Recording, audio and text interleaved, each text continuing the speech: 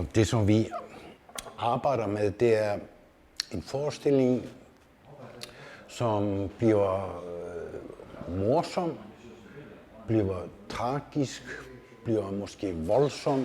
Leikeren ikke realistisk. Selv om man behandler trutjer eller framstandande personligheter først sjøve. En bombe af alt slags. Jeg håber det. Det håber jeg. Men positiv bombe. Johansen lykker som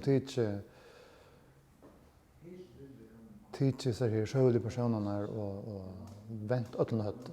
Og til bruk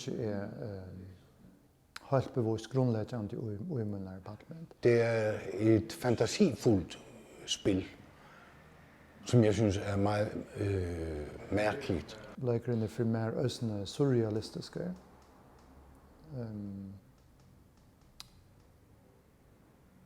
Og det er jo nek knep innanfor leiklist, at man opphever fysiske leveord.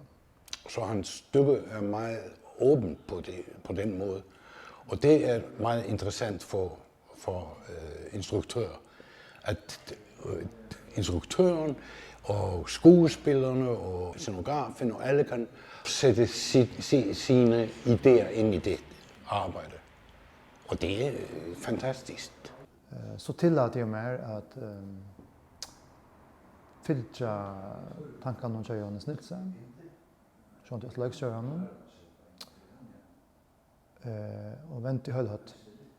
Bang, farver og alt slags slikkeri, eller hvad som det hedder. Det er DNA jo skjønnet, at man kan bruke alt det som man hever, altså. Et knep, altså man hever en paddel til at overraske og flyte akkurat i høtten av folk.